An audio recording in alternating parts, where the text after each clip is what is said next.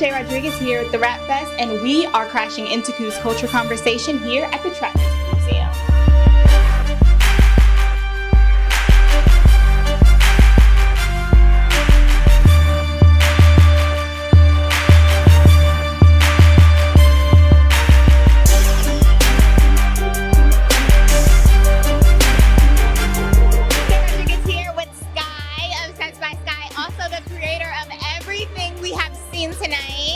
Most of the things we've seen tonight. I can't take all the credit. Okay. Can you tell me why was it so important for us to have a physical place for us to come experience Southern hip hop? So honestly, I can't even take that. That wasn't even my idea. That was Tip's idea. I really think it's important from my personal perspective for us to be able to see a museum that like showcases the transition of where we've come from as a people as it relates to music and entertainment.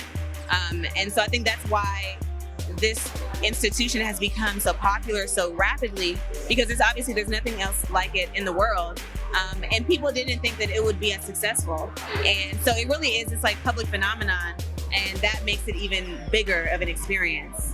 Talk about your favorite exhibit here within this entire thing. That is a really difficult question. But I think it would probably be the corner store. Okay, yeah. Because it is so meticulous. Like all of those like coupons on the walls are put up by hand, and it took forever. And I love how colorful it is in there. I love all the neons that we put in there. So I think that's probably my favorite, honestly. I'm gonna tell you, I love the kitchen. I was able to touch a brick, and as hard as I think I am, and as about that life as I know I am, I've still never touched a brick before. I picked it up off the scale. I know it said please don't touch, but I picked it up off the scale. Talk to me about gluing everything down. Why was it so important, to get all of that? All those details. So the details, that is what makes people want to come back continuously. We have people coming back all the time, over and over again, because there are things that they didn't notice before.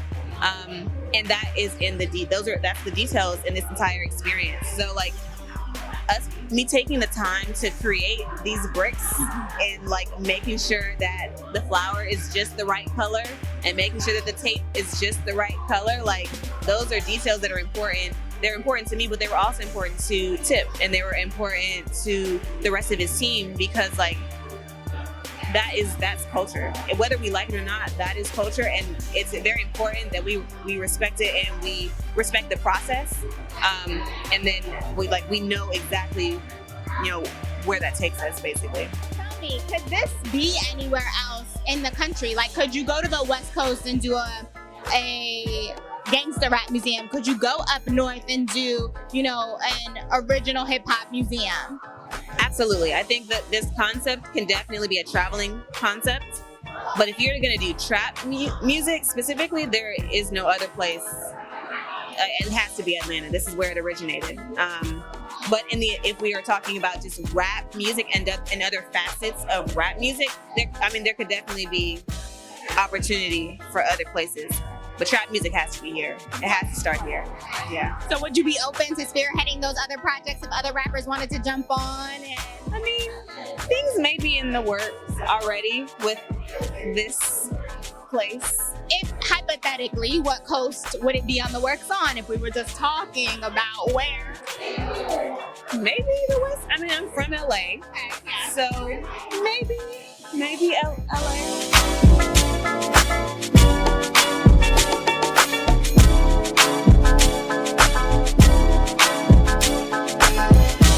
Krystal Garner, aka KG, we're friends now, so I'm calling you that. And you are the manager of this behemoth that is the Trap Music Museum. Earlier, I saw you going by, people were saying, welcome to the Trap Museum. You were like, Trap Music Museum. Talk to me about how this has impacted just your life as a whole being head of this project. Yeah, so Trap Music Museum, of course, branding is super important. So when my staff was like, welcome to the museum, I was like, it's Trap Music Museum. You know how I feel about branding. But this whole moment, this whole position is a blessing and an honor. I'm from New York City, So for Atlanta to adopt me, to allow me to run a museum focused on their culture is super dope. Atlanta is like that family environment. So even though I came here with no family, no real close friends, I was able to feel like I still was a part of a family. And that's here in Atlanta, people that were from here, raised here, and that are all about preserving the culture. So being general manager of Trap Music Museum is a lot of work. I work about 28/7. You know what I'm saying? Like, I'm adding hours to the day because I feel like there's just so many more hours that I didn't know existed. But I thoroughly enjoy it, and I'm grateful to be able to uplift Atlanta's community. Definitely. Talk to me about one of the low points in setting up this museum. Just like one that you smiled, so I know one comes to mind automatic. What was probably like your lowest point in setting this up? I think the lowest point for me, as far as us reopening, because we were a pop-up before, but reopening and being a permanent installation, I think that low point was when I got a call about 2 Chainz dropping an album and us being somewhere that carried this yellow crate. But we like to be super innovative with our installations. So we had to come up with something, get it done, and finish it within 24 hours. And we did. We had the pink car from when he had Pretty Girls Love Trap Music, and that whole area was pink. And what we did was we took the one wall to the far right, repainted it, made it look like a brick wall, bought a pole, stained it, lifted it, planted it, put the crate on it, and pimped it out to make it look like a brick situation with a basketball basket that you could, play with. And to do that in 24 hours, I didn't think it could be accomplished. Did you sleep? I did not sleep. Why do you think that people want a physical place to now experience not only music, but culture? It's like we're living in a streaming world and everyone likes to bring that up, but to come and be able to experience the culture and be in it and physically touch it, why is that important? Man, it's beyond important because we get so lost in our couches and scrolling through social media or whatever digital private presence we're on. So to physically get out and see things and make it tangible, it works with our brain. It helps us tap into our creative senses, and it helps us tap into certain emotions. We deal with so much mental health issues in our community, and we don't like to talk about it. And I think when you sit home and just soak in that moment and only scroll and only see people's highlight reels, that messes with you. So to be able to come out, experience something that's unique and different, that's tangible, that you can touch, but also get to look at these trap music artists who overcame so much and were able to be successful, and see their stories lined up in our exhibits. Our exhibits aren't just for a photo op, it's for you to learn something. It tells a story.